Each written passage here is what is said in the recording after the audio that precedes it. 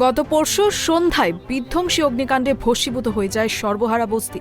মন্ত্রী তাদের আশ্বস্ত করে বলেন যে আগামী জানুয়ারির মধ্যে এখানে ঘর বানিয়ে দেওয়া হবে। পাকা মেঝে, টিনের দেওয়াল ও চালা করে ঘরগুলো তৈরি করে দেওয়া হবে। সেই সঙ্গে তাদের ব্যাংক অ্যাকাউন্টে পরিবার পিছু 15,000 টাকাও দেওয়া হবে। তিনি বলেন, ক্ষতিগ্রস্ত পরিবারগুলোর পাশে আছেন মুখ্যমন্ত্রী মমতা বন্দ্যোপাধ্যায়। মন্ত্রী ফেরহাদ হাকিমের সঙ্গে ছিলেন হাওড়ার জেলাশাসক ডক্টর পি দীপাপ্রিয়া, মন্ত্রী মনোজ তিওয়ারি, হাওড়া কর্পোরেশনের মুখ্য প্রশাসক সুজয় চক্রবর্তী ও কমিশনার ধবল জৈন প্রমুখ। এই দিন মন্ত্রী সেখানে যাওয়ায় এবং সরকার পাশে থাকার আশ্বাসে বস্তিবাসীরা খুশি বলে মনে করেন তিনি। প্লাস কালকে মুখ্যমন্ত্রী আমাকে নির্দেশ দিয়েছেন মমতা বন্দ্যোপাধ্যায় যে তুমি নিজে গিয়ে কাজটা চালু করে দিয়ে আসবে। সেই মতন আজকে আমি এসেছি মুখ্যমন্ত্রীর আদেশে। কর্পোরেশন থেকে আমরা এটা পুরো পাকা জমিন এবং রড দিয়ে আর টিন দিয়ে আমরা ঘর করে দেবো, যার যেরকম ছিল। এখানে বাথরুম পায়খানাও ছিল না, ওটাও আমরা বানিয়ে দেবো।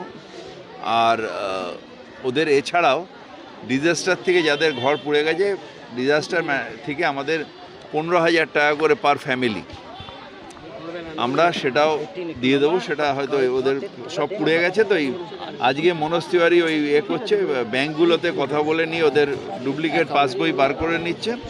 বললো অ্যাকাউন্ট নাম্বার পেয়ে গেলে আমরা ডাইরেক্টলি অ্যাকাউন্ট নাম্বারে 15,000 টাকা করে দিয়ে দেবো। দাদা, এটা কি অস্থায়ীভাবে হচ্ছে না অস্থায়ী হিসাবে? এটা যেরকম ছিল, এটা ঝুপড়ি ছিল, এ দিয়ে মাছ দিয়ে আর ওপরে প্লাস্টিক ছিল, কিন্তু সেইভাবে রাখাটা খুব ডেঞ্জারাস, কারণ ভেতরে রান্না করেন।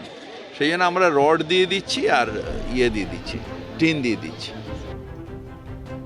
এছাড়াও এদিন সাংবাদিকদের প্রশ্নের উত্তরে বাইরন বিশ্বাসের বাড়িতে আয়কর দফতরের হানা নিয়ে ফেরহাদ হাকিম জানান, এগুলি রাজনৈতিক উদ্দেশ্যে হানা দেওয়া। এজেন্সিকে ব্যবহার করছে বিজেপি। এজেন্সিকে ব্যবহার করা উচিত নয়, এটা একটা ষড়যন্ত্র বলে তিনি মনে করেন। ইন্ডিজোট প্রসঙ্গে তিনি বলেন, জোট হচ্ছে এবং এই জোটের ভয়ে বিজেপি কাঁপছে, আর কংগ্রেস হলো ন্যাচারাল অ্যালায়েন্স। গতকাল শুভেন্দু অধিকারীর নবান্ন যাওয়া প্রসঙ্গে তিনি কটাক্ষ করে বলেন, তিনি ছবি তোলার জন্য সেখানে গিয়েছিলেন। এদিকে করোনা প্রসঙ্গে তিনি বলেন, এখনই এই নিয়ে এখানে উদ্বেগের কিছু নেই। হাওড়া থেকে প্রসেনজিৎ অধিকারীর রিপোর্ট, ট্রাইব টিভি।